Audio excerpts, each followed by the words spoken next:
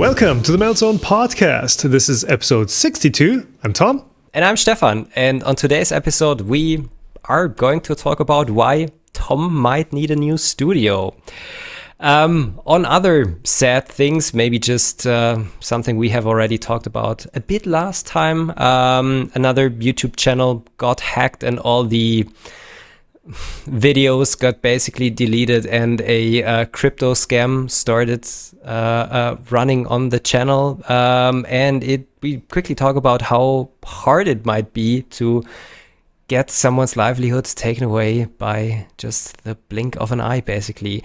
Then another interesting story, or just a nice thing that I figured out and started using since last week. I integrated my 3D printer into my home assistant, home automation system, which now sends me notifications when a print is finished, and I find that so handy. On a last news topic, a marketing agency basically, tried to promote themselves by giving a list of how to use influencers in a way that they are getting, so the marketing agencies are getting the most benefit, and the influencers themselves are basically getting nothing and just used as a free marketing tool. And we talk about how shady that is, and how that might also, or how that is affecting the business Tom and I both are in. Hey man, just be happy that you get free stuff, right? You just want to have another crappy whatever product, right? Anyway, questions. We answer a lot of questions today, including about sandpaper, why it's different between the US and the EU. We get into Voron versus Bambu versus Prusa XL, the ups and downs of each of those platforms. Spoiler, two of those aren't really released yet, but very, very different machines. Stay tuned for that. A follow-up to my nozzle size video, 0.4 is obsolete. Why can't you just keep using a 0.4 and tell your printer it's a 0.6? There might be some things that may not work as well as you might think. And finally, a quick note on the Positron printer and whether either one of us is going to end up building one.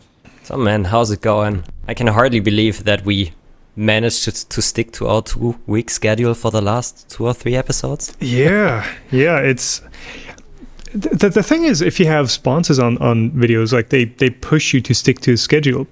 I know I've said this before, but it's pretty good for a podcast, and it's pretty good for regular videos. Today we don't have a sponsor, so yeah. I guess thank you all for watching these videos and for supporting us in other ways. That is very much appreciated. That's the sponsor spot for today, I guess. Sponsored by us. Yeah, we're paying sponsored for by this our one. time. We're paying for this one all by ourselves. Yeah, we made an astonishing $52 last month with that podcast. And that is YouTube ad revenue. That's YouTube ad revenue. Yeah. That's how we make money with these podcasts. Yeah, it definitely helps with our scheduling now, because it also helps me in planning. So I guess maybe the big step was just to say, hey, let's make an appointment in 2 weeks, and then we're going to record, and not just hey, you free tomorrow, maybe? Yeah, maybe. Bad. Yeah, so I hope you guys enjoy more regular episodes as well. We still ramble too much, I guess, even though there aren't that many topics, but maybe they're gonna get a little bit shorter. And today, at least, there aren't that many topics. I guess it's summer. Oh, we do have topics. Come on. We do have topics. Yeah. We have a ton of questions to answer. But yeah, it's summer. Not that much is happening. I see that in at least my YouTube views, in shop sales, in, I don't know, spending my own time. I'm gonna be on holiday the next couple of days.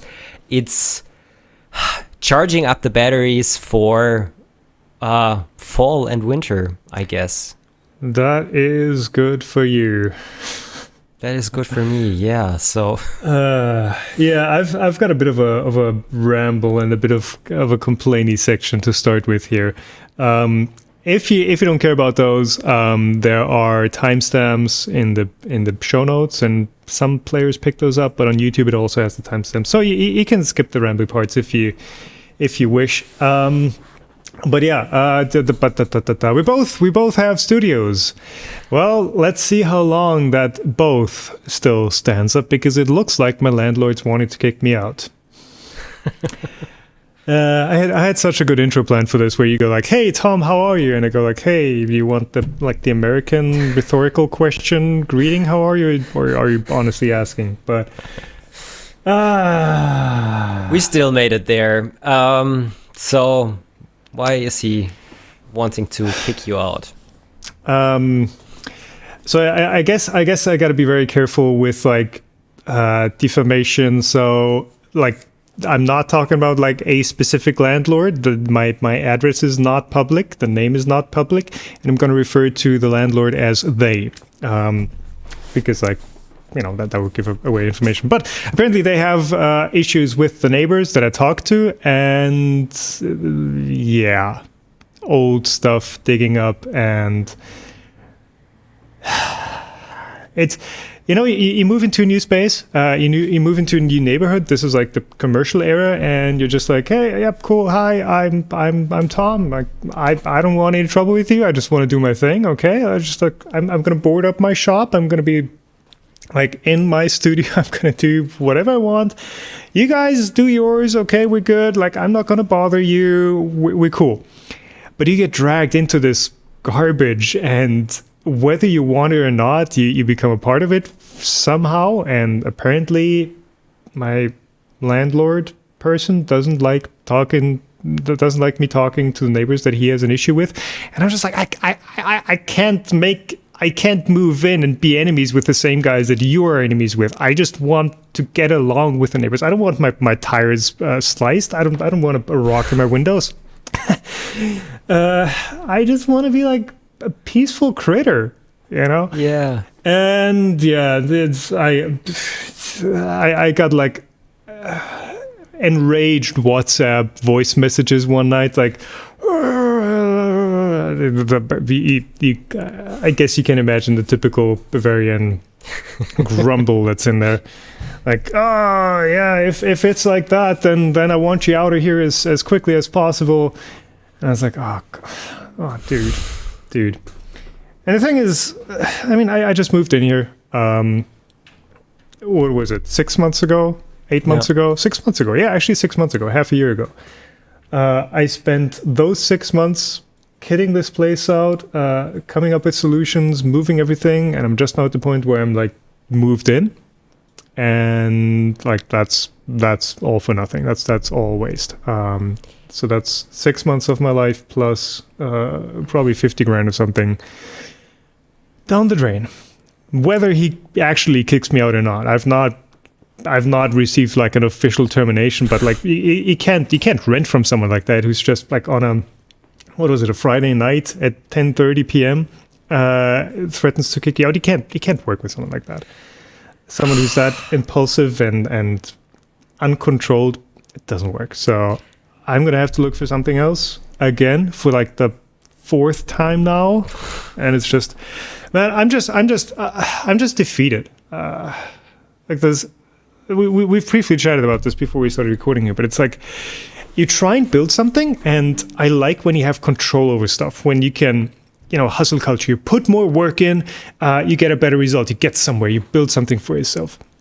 But I'm at a point where it's like, well, I can put in as much effort as I want, and I'm not getting anywhere. Like I don't have control over this, and it's just frustrating. And I'm like, do I move back into the basement studio? Do I like scale down? Be like, oh, screw this. I'm doing like one video a month. That's got to be enough. Or do I now again look for commercial plots that I can put something on and spend the money on that and the effort? I just want to do 3D printing videos and produce those in peace and just work at those and live a peaceful influencer life. Why? I don't envy you for that. And as I told you before, I really hope that still things gonna work out in some way, and I don't know, either everything's gonna be all right again, or you at least have the peace and the time to make a proper decision and find something or build something for yourself. But yeah, that's the thing with like not having your own property and just neighbors in general. But yeah, you're just everyone you depend on is like one more thing that's out of your control. I very much dislike that. And yeah, I can fully understand everyone who like grows old and tired of the world. What's the character Clint Eastwood in Gran Torino? You know the guy. You know the gifs. I fully understand everyone who does that, and everyone is like, well, I'm out. I'm gonna move into a cabin in the mountains with no internet and no running water. Full understanding. Like I'm with you guys 100%. Okay, that's that. Let's move on. I don't want to wail about that. It's yeah. Man, yeah. I can just wish you all the best for that. I really hope that it's gonna work out. And hopefully it will. It would be a pity doing it again. But let's stop right here and get back to more positive vibes. Oh yeah, sure. At least so this is something that's at least not bothering us directly. Indirectly. Well, it could happen to you too.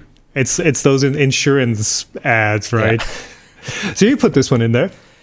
Yes. So on the topic of your whole livelihood being taken away in just one blink of an eye. So last time we talked about Corridor Crew and how I got to watch their videos when I was sick a couple of weeks ago, and I really enjoyed it. So when I was preparing the show notes for the last episode, I wanted to add their channel URL into the description, into the show notes. And I quickly got into my YouTube account and looked for them, and I wasn't able to find them anymore. I did a YouTube search, also only found their, I guess it's second channel where they only have like finished videos in there. It's called Corridor. It's the main it used to be the main channel, and then it used to be the main channel, but it switched around. And in the end, I actually linked that, and I was really confused why I'm not able to find the proper one that I have been watching for during the 2 weeks when I was sick. So as it turns out, their channel was hacked. So somehow some external person was able to get a hold of their like login credentials, and even somehow got around the two-factor authentication, and just renamed the channel, started a live stream with, I don't know, some kind of a crypto scam on there. I was going to say, crypto scams, like the most obvious thing right now. And of course, not deleted, but privated all their videos, and it took them over half a week to get everything back up and running again with the help of YouTube. And this is something really scary. They are at least 10-person team or something like that. Oh, they're bigger than that. They are bigger than that, yeah. I think they're like up to 20 or something right now with with everything. So Corridor is like a full video production studio. They're doing. I think we've talked about their own Patreon site. Yeah. They've got that running. That they're producing like 3 or 4 shows, regular shows for that. They're producing for video for YouTube. They're producing for external partners. Like they've got a partnership with Netflix right now that they're producing Punch for Punch with. So they're a proper production studio. And yeah, this Corridor Crew channel was their main outlet. So have you watched the video, their explanation thing? Okay. We also gonna link that below. Okay. To the correct channel this time. So was it really like getting around two-factor authentication, or was there just like one weak link because that's usually what it ends up being, that there's like one account who has access to the channel who didn't have 2FA enabled or whatever. I think it was something like that. I think they didn't want to get into full details, but obviously, yeah. Okay, yeah. The thing is, the channel was gone. They did not have the possibility anymore to, I don't know, change things, and they weren't able to directly find out what the source of everything was. And yeah, as I said, half a week later, everything was up and running again. And this served me as a gentle reminder to have two-factor authentication turned on everywhere, having proper unique passwords for every account, maybe also changing them regularly. Yeah, well, I don't know how much changing passwords actually does. If you've got a proper 16 character randomly generated one that you store in a password manager, then yeah, I don't think there's a need to change unless there's been like some breach, but then it's just that specific site that's had the breach, and they should notify you anyway. Yeah, and if I think back, so the French also 3D printing YouTuber Heliox 3D, the exactly same thing happened to her as well a year or two ago. I can't really remember when it was, but for her it also like basically happened the same way. Somehow somebody got access to it. Privated all of her videos, and I think actually blackmailed her.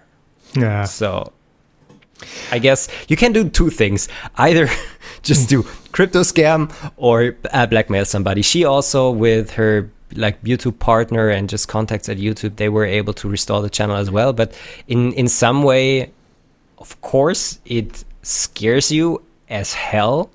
And on the other hand, this could potentially do also longer lasting damage to your channel. Yeah, because it's not just, oh yeah, we've restored your channel, we've like put all the videos back on public, we've reverted your channel. The thing is also with YouTube, things work in mysterious ways, especially like pleasing the algorithm. I don't think that's going to get compensated, that your channel was gone for a week and that you got no views, your videos got no views. I think even if they got it restored completely, that's gonna make a dent on views. Yeah. So yeah, it will. So just a reminder, also I guess for me as well to check two-factor authentication and things like that. Yeah. And maybe for you listeners out there, just always think about the worst when you. Well, the thing is, how much can you worry about? Like the worst would be somebody breaks into your home and takes the SSD out of your computer. Yeah, that's like the worst. But BitLocker, I mean, you can go overboard, but like do the reasonable things. Two-factor authentication isn't that hard. Unique passwords, like you said, use a password manager. They make life a lot easier. Man, we should have gotten a password manager promo in here. Would have fit perfectly. Yeah. Have I ever done one with? I don't think I have. I have done one. Who was that? It was NordPass. So there are a bunch of them around. NordVPN. Okay. Yeah. NordVPN. So, but not sponsored right here. Yeah. But maybe just helps you with unique passwords. Yeah. Anyways, let's I would suggest to continue on. Or do you have something to add? Nah. I have a more 3D printer engineering and just quality of life improvement topic right here, and that is printer monitoring with Home Assistant. So what is Home Assistant, Tom? Home Assistant is a okay, no, I can't do that. So you're running Home Assistant, I'm running Home Assistant. Basically, it's a tool that you run either like in a virtual machine or as a Docker or somewhere installed that gives you like... I run it on a Raspberry Pi. Okay. Yeah. That also works. They have images for that. It's pretty easy to set up. Yeah. And it basically connects all these smart devices in your home into one platform. So for me, for example, I've got my Hue lights, I've got my vacuum robot, that's pretty much it. So there are integrations for everything. So you can integrate the cameras, you can integrate your smart TV, you can integrate your smart fridge. I'm mostly using it. I'm feeding it data through MQTT for all my solar photovoltaics, monitoring, load management, just to get some graphs. But really, it is meant as like a smart home communications and control center. Yeah. And of course, that opens up, ways to integrate everything that has some sort of connectivity, including, in this case, Octoprint. Yeah. So you found an integration for Octoprint is what they call basically the plugins that interfaces with other parts or with other devices out of Home Assistant. Which I didn't use. I just put it in the show notes because people would otherwise remind me of that. And I'm not even sure if Gina did that herself, because I think she's also pretty fond on home automation and things used like that. By 4.4% of the active installations. There you go. Wow. So that is a lot. That is a lot. So just let me tell you a quick story how I use Home Assistant and how it is most helpful for me. So we have the problem that we have kind of a moist basement, but we have photovoltaics on our roof. Humid, moist. Uh-huh. I think you can say both. Well, anyways, a humid basement. So yeah. So just letting an air dryer. Mm-hmm. Do you say air dryer? Yeah, an air dryer running. Dehumidifier. That's the right word. Dehumidifier running down in the basement 24/7 would make me poor, especially with like current energy prices here in Germany. You have photovoltaics. Yeah, exactly. And there is Home Assistant. So what I started doing when we installed our photovoltaic system 2 years ago, my Home Assistant monitors how much energy I'm feeding to the grid.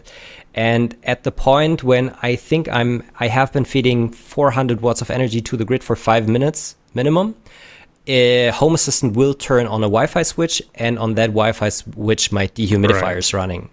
So, and Home Assistant then just continues monitoring the photovoltaics, and as soon as I do take energy from the grid for at least 5 minutes to just have a bit of a hysteresis loop that it's not like pulsing on and off all of the time, the Wi-Fi switch will be turned off again. And this is really helpful for me because especially during summer when we do have the humidity problem in our basement, the dehumidifier basically runs all day when the sun is out, which is helping us a ton with just keeping our basement dry and also just not smelly, and I loved it. And the problem was I had it running for 2 years.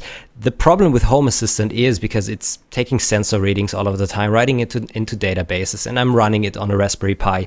I have been just using a normal SD card, and SD cards are okay if you occasionally write things on them and putting like big chunks of data on them, but if you're constantly using them as a storage media, writing and reading data, they will degenerate and at some point just get useless and break. Yeah. So unfortunately, I was lazy and I didn't notice that earlier. Yeah, but I wasn't able to install the backup back on my new installation. Somehow it didn't work. That's the golden rule of backups. Check that you can actually use them. Yeah, I didn't check that.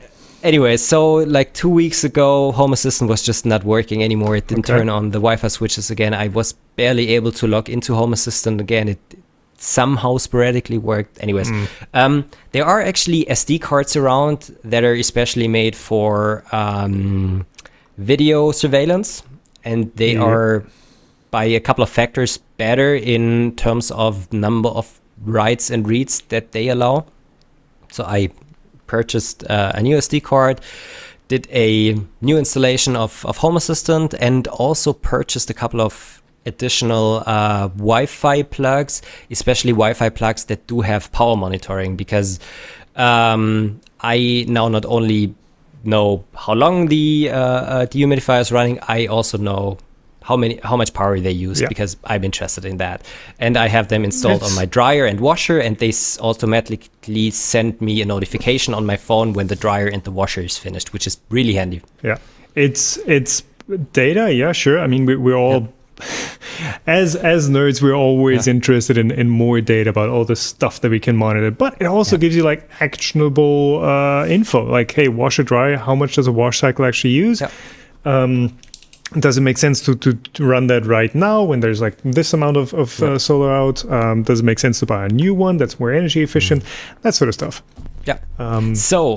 And I also installed one of the plugs on one of my Prusa machines, just because I was interested if the power monitoring properly works and things like that. And at that point, I also realized, you do have the automation for the dryer and the washer to send you a notification when it runs or when they're finished. Let's just do the same thing with the printer. So just to clarify, maybe for those that aren't fully following, the Wi-Fi plugs that Stefan's talking about are just like little intermediary plugs. You plug those into the wall, you plug your device into that plug, and the plug has a switch in it that can turn the device on or off, but it also continuously monitors how much power that device is drawing. So the Home Assistant notices when a print is running in a way that I think told it if the printer draws more than 40 watts from the wall for 10 minutes or 5 minutes, then it basically knows, okay, now the printer is running. And as soon as that energy draw drops back to below 10 watts for at least a couple of minutes, I know that the printer is finished, and it sends me a notification to my phone. Okay. And so you don't even need the Octoprint integration for that. You're just doing that with like power monitoring. Exactly. I currently do that with power monitoring, and I found that really handy because I don't have, like, for example, my Prusa in the same room as my office right here. And it just helped me to send me a quick notification. Print job is done. I can go downstairs, remove the parts, and start a new one. So that's something you can do without, in a way, interfering with the printer, just by power monitoring. Yeah, you wouldn't even need Octoprint set up for that. It's literally works with any printer. Those plugs are, I mean, I'm running 7 of those as well. They are pretty good. They're pretty cheap for what they are. They're like $12 or something. Yeah. The only challenge with those is they only switch off one phase. So if you get unlucky, you leave live on, because our EU plugs, you can plug them in upside down. You leave live on, and if you don't have a double insulated device, like that could potentially be live. So just to be aware of that, they only switch one phase. But yeah, they're pretty great. And since I know that there's also a Home Assistant integration for Octoprint, I thought I would add that in here as well. So if you are running Octoprint, maybe even on several devices, and you would like to get just notifications, and there are also notification plugins, I think, directly for Octoprint. But if you have a Home Assistant integration running, you can send this data, I think, over MQTT. Don't know. To Home Assistant. It might just use the Octoprint API. Something. And you could basically use that to also send notification when prints are done, but you could also just gather all of the remaining print times on your Home Assistant dashboard. And for someone who is maybe running a bigger print farm or just a couple of printers, that could be really handy. And if you already have Home Assistant installed, I would highly recommend to use one of these two methods, because they were just such an improvement in convenience, I guess. Inconvenience for me. Yeah. I mean, Home Assistant is built to be like the one-stop shop for all your connected devices, and having Octoprint in there makes sense. Of course, if you don't have anything else in Home Assistant and you're just using it for Octoprint, then it doesn't really make sense to just use a different interface for those 4 key stats that it's giving you: printer state, percentage, finish time, start time. you just go to Octoprint. But if you've got Home Assistant running anyway, that totally makes sense. No, I found that really handy. So the Bambu Lab X1 with the app that they are running, it also sends notification when prints are done, which is really nice. And I just found that so handy the last weeks. Because, of course, for example, for the Prusas, you have a really good remaining print time estimation, but you don't always have like the print time in your head. And if you want to do a couple of prints one after the other, it's a really handy thing to just get the notification right when it's done, so you can switch or just remove the model and continue printing again. Yeah, what I've been using, because I always switch between printers, and I don't, as much as I would love to, I don't have an Octoprint set up, because again, the printer moves around. And you need to use it with like 5 different machines. I have this guy. This is a Google Nest battery powered camera, and I just plonk it down like next to the printer, something like this. Yeah, plop, and it's good enough to read the LCD on the Prusa. So I can just check on my phone and get a live feed of whether the printer is working or not. This is what I use instead of Octoprint. Maybe not the most elegant solution, but because, I mean, it was going just a second ago. Because these are battery powered, you just, they last for like a year if you only check in on them a couple of times a week. Okay. These are great. They're kind of expensive for what they are. They're almost $200, but if you have one kicking around, I mean, who doesn't have like a €200 camera kicking around? These are very convenient. Other companies also make these with the same stuff. So that's what I've been using. Not as elegant, but it kind of works the same way.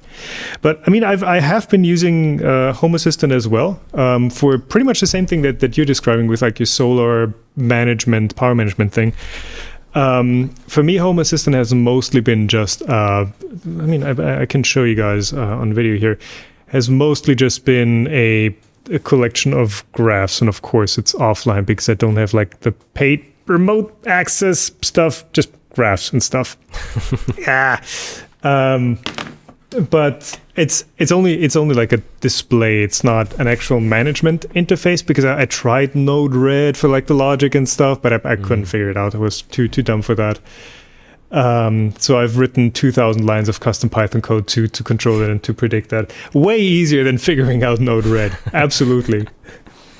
And this is maybe one of the last things I also need to add here, even though I would say I'm not the dumbest person and I am tech savvy.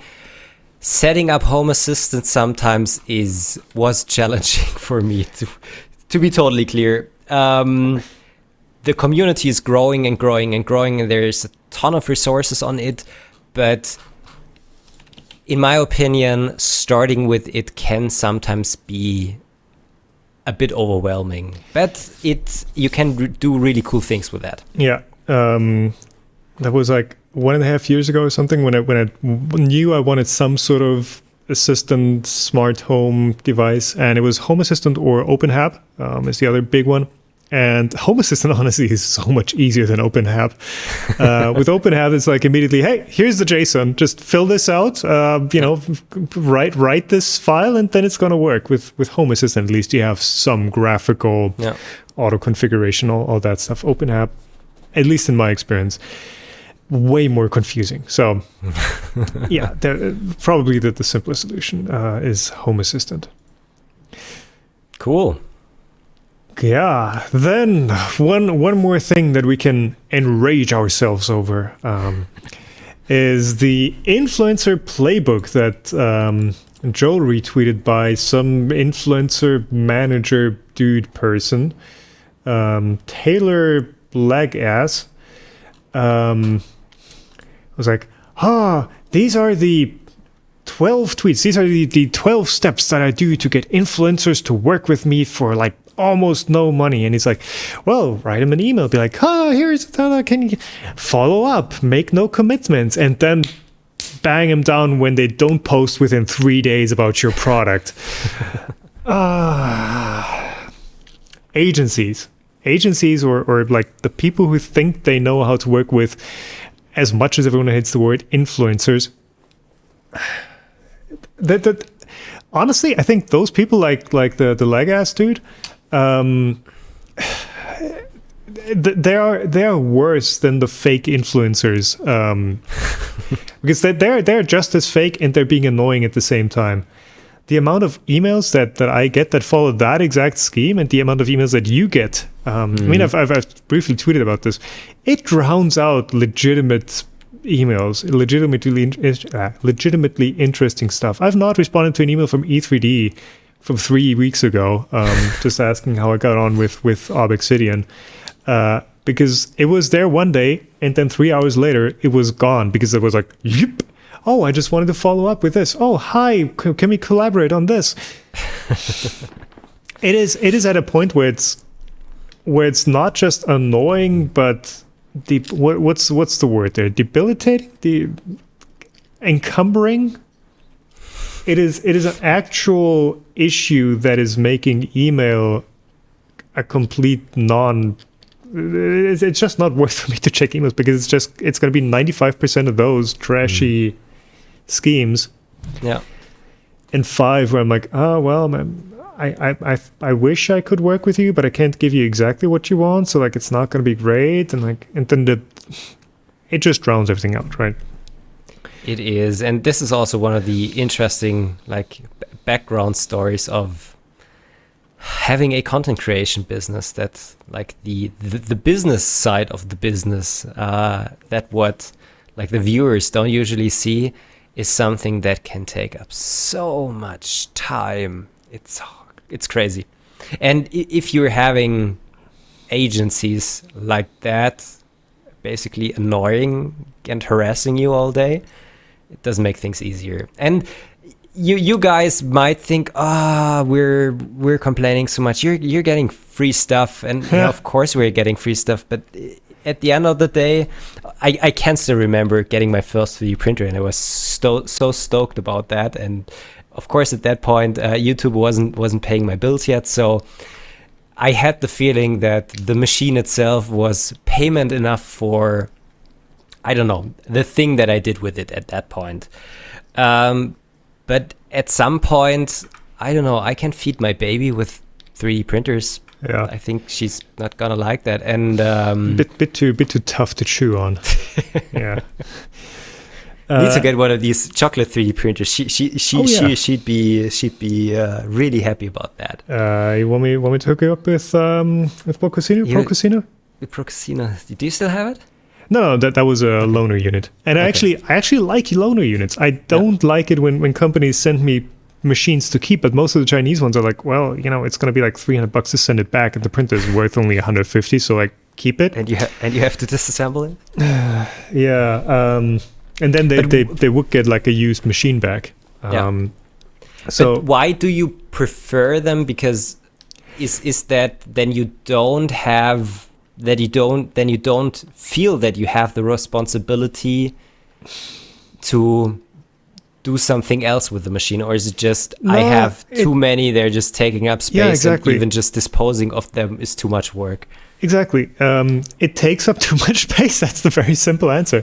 I've got 2 machines that I love that can do all the 3D printing that I need. That is one Prusa Mark III and one Voron.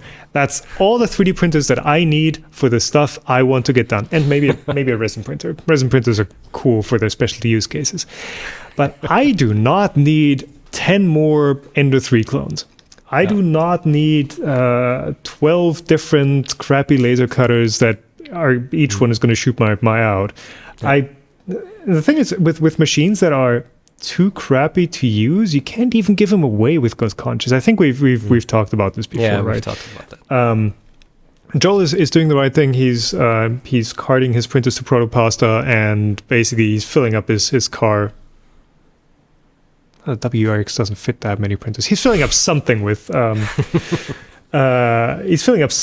printers and carting them to Protopasta, and he's like, hey, everyone who comes by gets a free printer. I think that's cool. Does that work here? I guess it would work here, but just the extra effort of having to dispose technically of 3D printers, it's just more effort than it's worth. I know everyone's screaming at us right now, being like, Well, just send them to me. Yeah. And the thing is, and this is something we need to point out here, this doesn't mean that we are getting paid if we are doing reviews of printer. This is something I guess especially both of us are not doing at all. But if somebody has a machine and you have a proper disclaimer and they want you to get their product in front of an audience in a way, a sponsored section of a video and things like that, this is something they just gonna need to pay for. That's just how it is. That's advertisement for them. And I guess that the core difference is when it's a review, we decide what machines we review, and we make up our mind about what exactly we say. And most of the time for me, that decision is, hey, I don't care about your machine enough to make a review about it. I don't think your machine is special enough to warrant a full video. So for most, or for actually 99% of the offers that I get, is like where it's like, hey, I want to send you a laser cutter, a 3D printer, whatever. I'm just like, nah, sorry, don't care. So of course, there's the option of companies paying for a feature or for a first look or for whatever else you want to call it. It's not a review. Some creators kind of mix that up where it's like, hey, they get paid for reviews in exchange for like not mentioning some things or emphasizing some stuff that maybe you wouldn't care much about, but that's a different thing. Where was it going with this? I don't know. I don't do paid reviews, at least, well, not if it's a review. If it's a recommendation or something that's supposed to help someone decide whether they should get a printer or not. You don't do the same thing. Well, you don't do that either. I'm very, very public about it. I've got a whole site up on my website, toms3d.org/review-guidelines, where it's like explicit. Hey, I don't take money for reviews, and I don't consider a printer payment for review because I don't care about your printer, to be honest. And if you guys are watching and listening, I would definitely just look out for the word, this is a sponsored video, and if it's a sponsored video, just take everything with a pinch of salt, because when it's sponsored, we as a creator, we don't have full creative control over your video. We're gonna send the video out for review, and if they don't like something that we say, we will basically cut it out. Yep. That is part of the deal of any feature or feature sponsored video, whatever you want to call it. Everything you say is going to need to be approved by the brand. Yep. So some creators are more upfront about it when it's like, hey, this video is sponsored by X, which is what I think is the right thing to do. Others are a bit more weaselly, where it's like in the description down below, where it's like, thank you to X for supporting this video or sponsoring this video. But whenever it's like, whenever a creator is shouting out a brand and saying something like, thank you to X for supporting this, or for, it's usually a hint that there was some payment for this content. And it's a gray area. So it's a gray area. Just to just a note, that is something that's happening. And of course, now you could get into the whole thing of like, hey, is an affiliate program that pays very well, is that not enough of an incentive to make a good review when they're paying like 15% of the revenue, and you end up selling 100 machines? Well, that's more than they would usually pay for a featured video. I've not made peace with that either. I'm still conflicted about what's right there as well. But we do the best of our efforts. Okay. Yeah. Let's end this right here. As I already said in the beginning, there aren't that many news topics at the moment, but we have a ton of questions that we're going to talk about. And if you guys have questions, leave them down in the comments of the YouTube video or tweet them to us at the Meltzone, and we try to answer them here on this podcast. So the first one is Sandpaper. comment. Yeah, sandpaper. The first one is about sandpaper. Shady Business is basically saying that. So let me start somewhere else. Tom last time talked about that he wants to test the obsidian nozzle for wear resistant, and if nothing's gonna wear it, he might still have the possibility just run it over sandpaper and see how that wears the nozzle down. On that method, Shady Business has been commenting, just pay attention, because European grid numbers, so the like 80, 120, 320 rating on sandpaper is different in Europe than it is in the US, and I wasn't aware of that. Yeah, me neither. Apparently, it is some other way of measuring sandpaper grids, but I've briefly looked it up, and the way it works essentially is up to, I think, 400. The grids are the same. So 120 is going to be the same in I don't know if it's Europe, wherever the sandpaper border is. But up to 400, it's going to be basically the same grid. So you buy a 320 in the US, you buy a 320 in Europe, it's going to be the same thing. But then it starts diverging, and I think up to like 800 or 1200 is like a transitional area, and everything above that is like 2x. So a 1200 US sandpaper is going to be a 2500. Well, actually, I should put them at the same level. It's going to be a 2500 sandpaper in Europe, which is interesting because you watch. I watch YouTube like everyone else probably. And I see US woodworkers talk about like, yeah, I send it up to 1200, and I'm like, cool. Well, that's not very fine. That's like 1200 is relatively fine. Yeah, you'd use that as like a before you apply primer, for example. That's 1200. But actually, 1200 is like almost a pre-polish. 2500 is typically the finest type of sandpaper that we use. Maybe 4000, but I was not aware of that. It's another idiosyncrasy, I guess, between two different measurement systems. And I don't know which one's right. I don't know which one is more logical, but it's different. It's different. It is different. So thanks for that. Let's continue with the next one. Joe Himes is asking, what advantage does Voron hold over Bambu at this time? And the next one also ties into this from Martin. Asking, hey, will the Prusa XL be obsolete when it comes out with all the delays? Thinking about Bambu, etc. So, Stefan, you're a bit more invested in all this. You have a Voron, you have a Prusa XL in pre-order, you have a Bambu. Why would you pick a Voron over a Bambu? I guess for the moment, it would be size, of course, because you can get it up to 350 cubed or 400, even 400 cubed, something like that. It's basically scalable up to Voron. A certain point. The Voron. Right. And the Bambu is limited in a way in terms of building volume. This might not be important for you, but this is definitely an advantage about the Voron. Though there is a recommended max size, at least for the V2, of 350. I think it's 350. 350 is like what they're saying. Hey, this is don't go over this, or it's just going to be too floppy, which makes sense. So this is definitely one of the advantages about the Voron.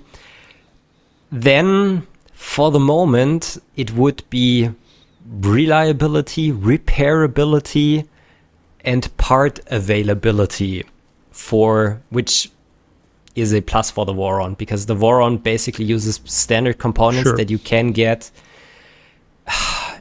I guess, locally in most countries. Standard hot ends, standard nozzles, standard stepper drivers. Essentially whatever you want to put into it, right? Exactly. I've built mine with Do It. Typically, it is clipper based with I don't know what the board is, but some SKR board, right? Yeah. So you can build it however you want. With Bambu, you're going to have the official "this is it" solution. What is the price of the Bambu retail? I think the Bambu. Let's not include the. Let me see. I think they now have a pre-order on their side. store. So yeah, for reference, Voron is how much is it? A bit over $1,000 if you source it from like reliable sources, but you can easily spend a good bit more if you get like all the wiring harnesses and premium components. I guess we could build it for a bit under $1,000, but probably not worth it to cheap out. I think the LDO Voron kit is around $1,500. Okay, but that includes everything, right?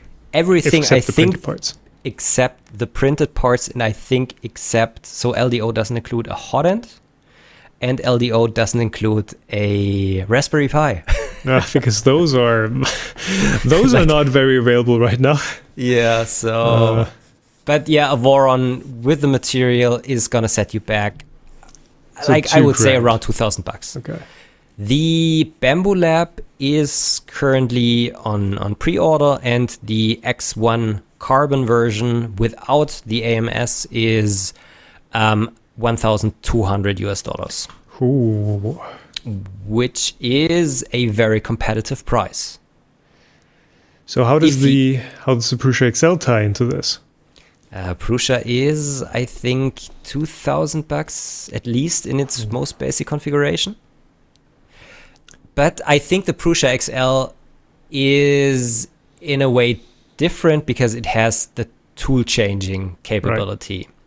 And even though the Voron and the Bambu Lab, they are multicolor capable with an additional system. So on the Bambu, basically it's the like AMS. A pellet? Or just with a pellet, exactly. Or I mean, I don't know how the AMS works exactly, but I would assume it's like multiplexing. Multiplexing, yeah. Okay, yeah. Simple multiplexing. Not a welder like the pellet, but just like 4 in 1 hot end. Exactly, 4 in 1 hot end. Actually, you can even daisy chain 4 of these units to have right. 16 in 1 nozzle. And you can do basically the same thing. On the Voron, there is, I can't remember the name of the, I think it's not official, but kind of the multi-color thing that goes with the Voron. Anyways, you can upgrade them all. I mean, if you really wanted to, you could hook up a Prusa MMU. You could build those yourself and just use a 5x multiplexer. And they give you pretty decent multicolor printing. Multi-material is questionable if you don't have compatible materials. Multi-tool head printer will give you the opportunity to be way more free in that regard. If you need it, is a different question. Yeah. But yeah, so part availability, longevity of the printer and things like that. We don't have a ton of info how long a Bambu Lab's gonna last, how good, for example, the carbon rods with the bearings will last, if they will wear out at some point. They do have kind of okay prices for spare parts at the moment. Sure, but what about in 5 years? I think that's the bigger question. Exactly. What about in 5 years? Availability is, I think, also still questionable at that point. They gonna set up local warehouses, but who knows how long that's gonna take with the current situation on sourcing and COVID. So I guess, and if anything of the electronics fries, I think you won't be just able to buy a new mainboard. So basically, the way I understand it now is Bambu is like the all custom, all proprietary platform that you're going to be reliant on Bambu for, whereas the other two, I mean, the Prusa XL is going to be open source, I assume. Yeah, I assume. If you want to, you could reprint parts, or you could probably get them from Physitech or whoever. If Prusa goes out of business, which I mean, I don't think they will, but just in case that the parts are out there.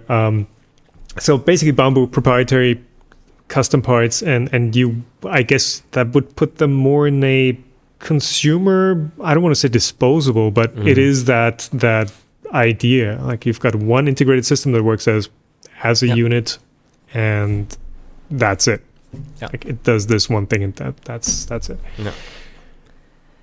But yeah, I'm really interested in comparing at least the Voron against the Bambu Lab. And So the thing is, if we're talking about like advantages, we can also talk about disadvantages. And the disadvantage of a Voron is that you need to build it yourself, that you need to wire it yourself, that you need to configure it yourself. And this is not something everyone is happy with, and maybe not everyone wants to spend that amount of time on such a printer. And for anyone who isn't comfortable with that, I would say, go with the Bambu, because it's out of the box, nice experience, works, is currently still supported.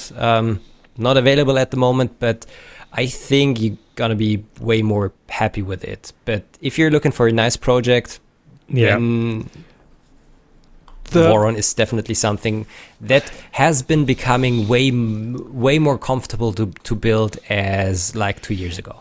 Yeah, I think as much as I'm probably going to get a shitstorm for that, I think some of the appeals of Voron, or one of the appeals of Voron, is the exclusivity, is the fact that it is not available as a build printer, or not as a, like, hasn't been available as a full kit for the longest time, high quality full kit, that you had to build it yourself.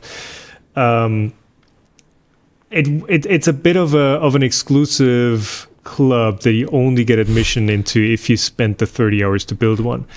So I think that's part of the Voron hype. It is a very good printer. Like, once it's built, it is an excellent machine, and I love mine. But I think it's sort of the same thing that OnePlus originally used to market their phones, where it's like, yeah, you can buy them, but you're going to need an invite, and we're limiting those, and it's an exclusive club. And if you want to be one of the cool kids, well, maybe we're going to let you in, maybe not. It's maybe a bit of the same thing. So you have is your Voron running yet? No, it's not running yet. Okay. That's a project for after my holiday. So probably going to start next week. Okay. But yeah, I would have asked you, like, is where is like the actual capability as far as like print speed? And I mean, tuning you do yourself on Voron, right? But is the Bambu on par with the Voron as far as speed and quality and all that goes? Oh, if you have ever seen a Bambu running like in person, I guess it's hard to beat, especially since they optimized everything for being able to run that fast. And this is something they just did really well. And I still think that the Voron is going to be very capable, but I'm not sure if it's going to reach the same speed as the Bambu. And maybe that's also a good segue to the Prusa XL, and something they have kind of hinted in their latest blog post, where they said, yeah, we're also working on speed. Of course, it's the Core XY, and you guys are gonna expect that it's gonna run faster. But I think they said, in order to defend themselves, that they probably not gonna have the speeds of a Bambu lab. That speed also comes with responsibility. Speed also comes with issues, and I've seen that all the time when I'm using my Bambu lab. So layered adhesion is going to be challenging on PLA parts. Something that you are often going to see is that really fast areas are matte on the surface. Slower parts are going to be shiny, and those are all of the things you need to, well, either tune your profile, or you just need to be okay with it at the end, or maybe need to write material for that.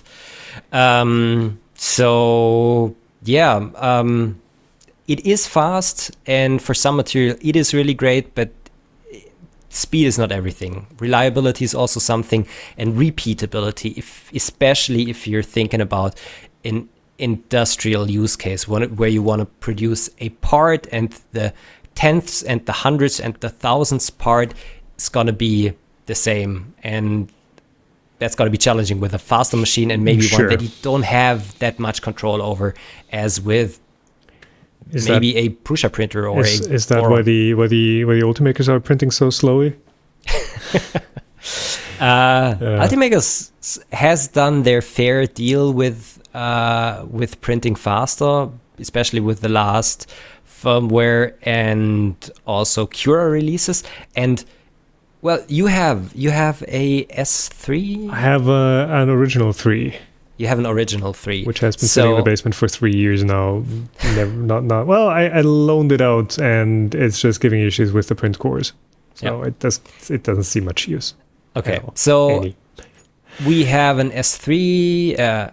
We have a 3 extended at work and an S5. And the thing I have always been really excited when seeing is the accelerations that they have been running for years on their machines, just because the print head is so lightweight and the kinematics are kind of made for being fast. They are not printing at the speed of, for example, a Bambu. Maybe they could not, but they have been trying to get productive parts out of the machine also in the past. Yeah. I think it was their main selling point. Yeah. I mean, I've got a friend who's been using S5. I think they have 3 S5s at work. He's absolutely been hating those. He's been like, well, my 200 euro DIY machine prints faster and better than the S5s. Though that might, I don't know, it might just be down to the printers having been abused and like some weird profiles running on them. I don't know. I won't comment on that point. Let me put it that way. Okay. So yeah.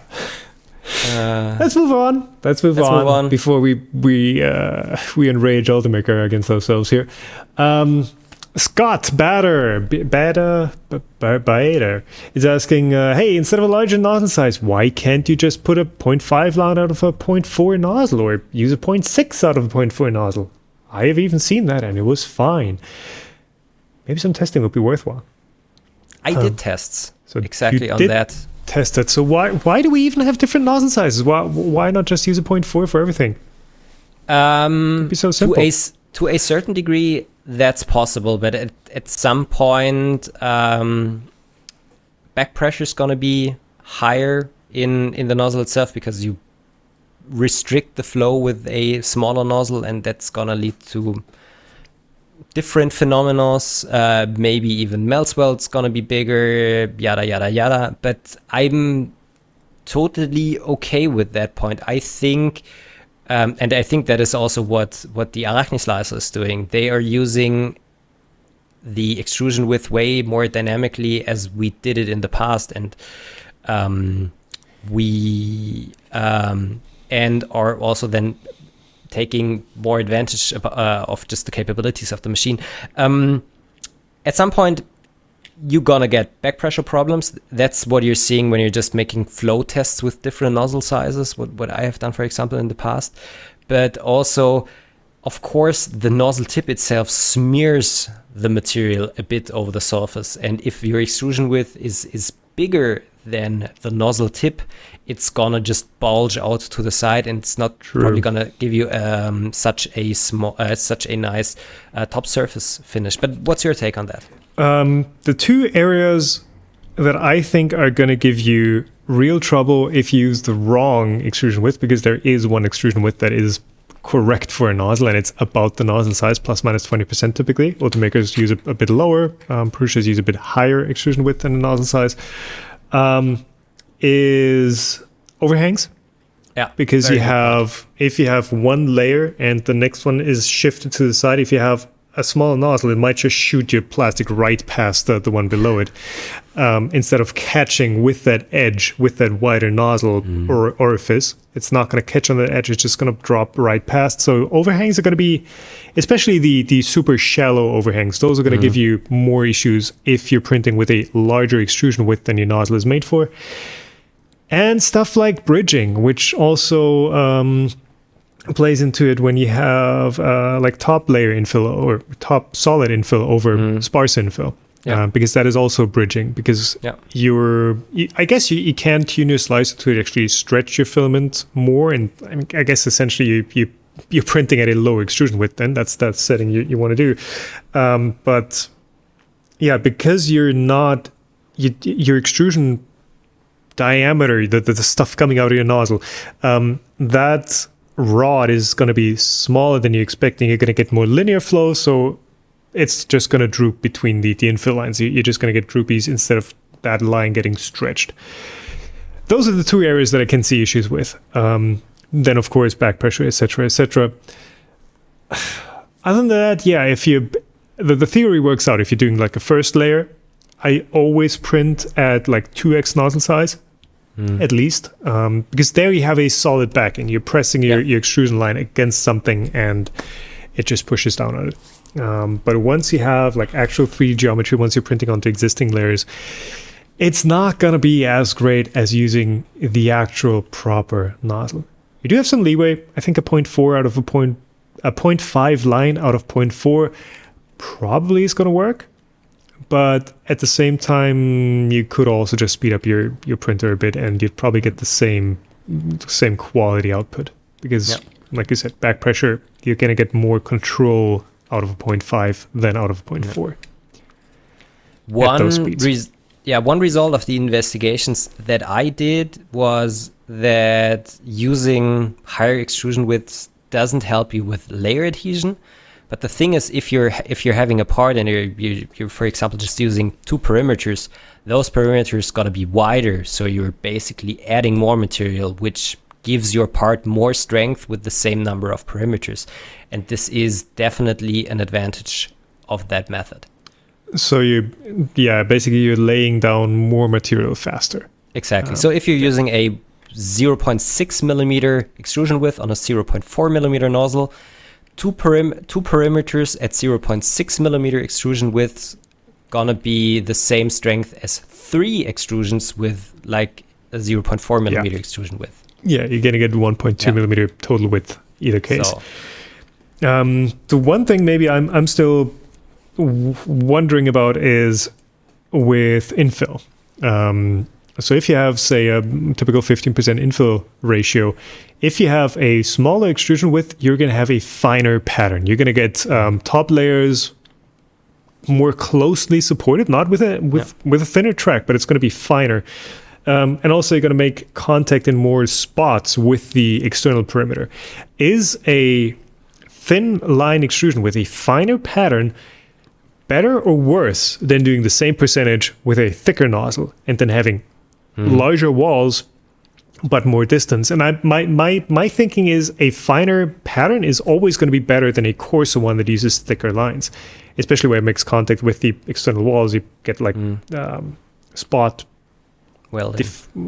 deformation. If you have a load that's just a point, it's going to bulge easier, it's going to do weird stuff more easily. So in that regard, I think either putting a 0.6 nozzle in or using just a wider extrusion width could actually degrade your prints. But I've not done any testing on that. I don't know for sure. But that's the beauty about our slicers, that we can adjust the extrusion width dynamically. So I think for bridging we could adjust the flow rate or the extrusion width so that we don't have the issue that you just talked about. For infill, we do have the possibility to change it as well, so we could just adjust it for the regions where we think it is important.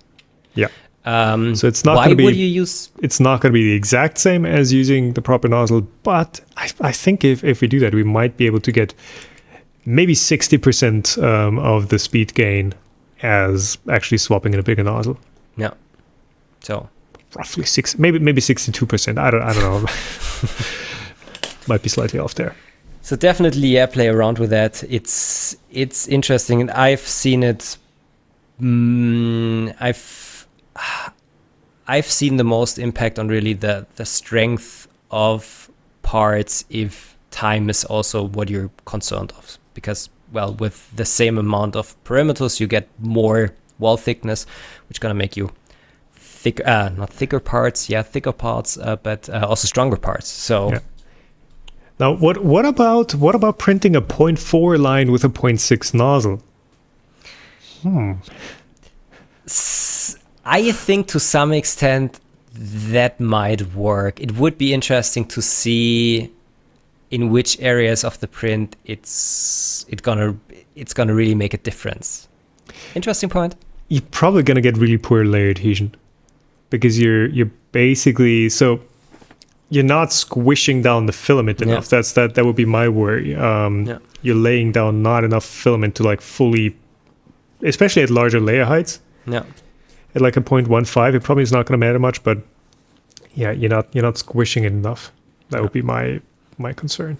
At 100% infill, I think it would not make a huge difference because it would anyways fill it up. But yeah, you are right. This could be a thing. And to a certain degree, it is used in the Arachne slicer. And I have also seen that, I think in the past with the standard Ultimaker profiles, that they sometimes use thinner extrusion widths at specific sections than the nozzle that's installed. Though Arachne uses it only in very specific cases, and for example, for gap fill, it has well if you have a thin wall and you have one perimeter either side, it uses that basically as a channel that it just fills out with filament.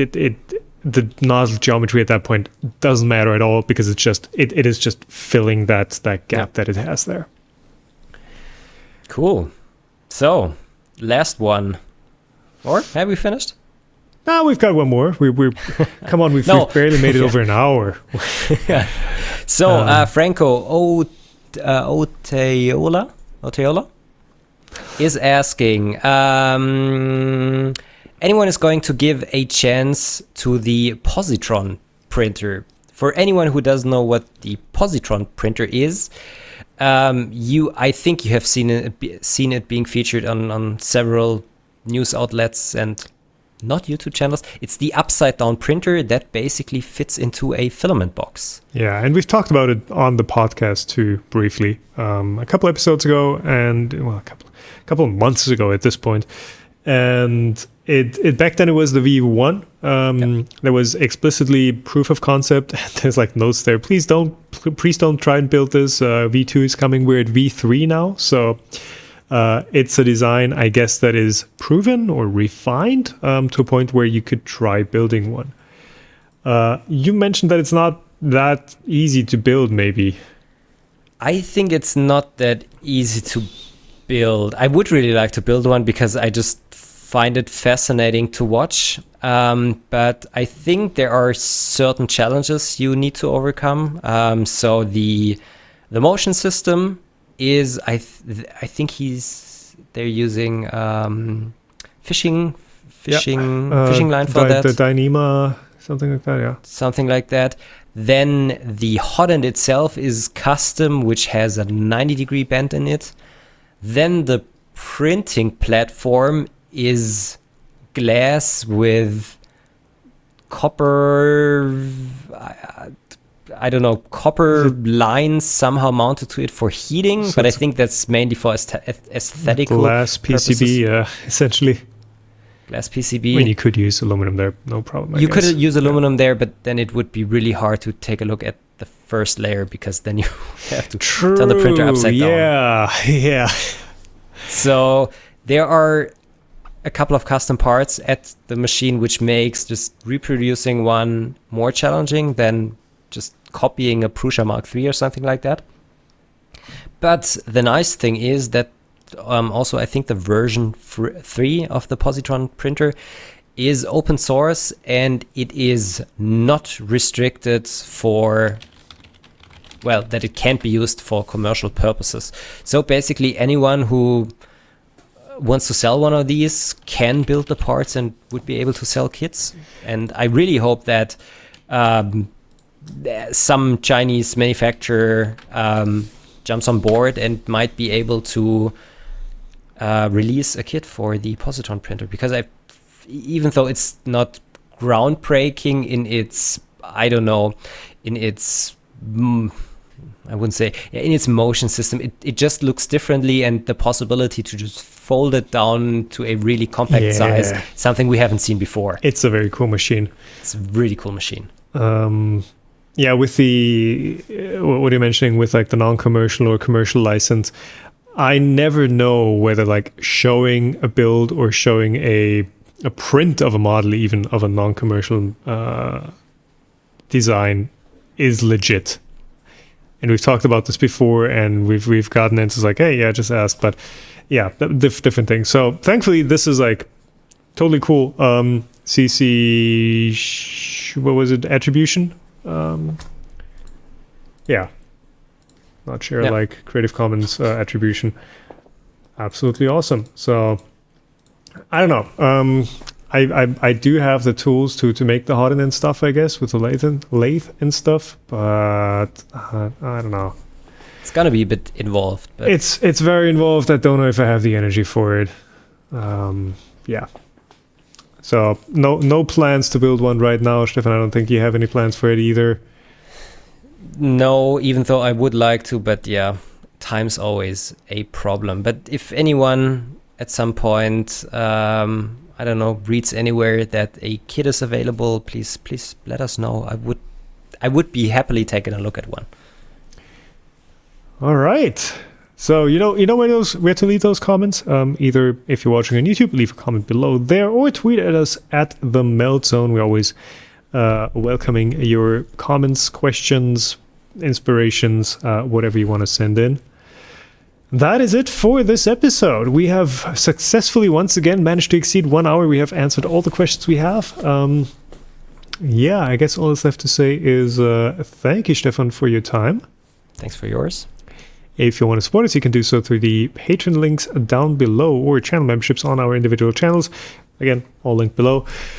Thank you for watching. Thank you for listening. Subscribe, like, do whatever.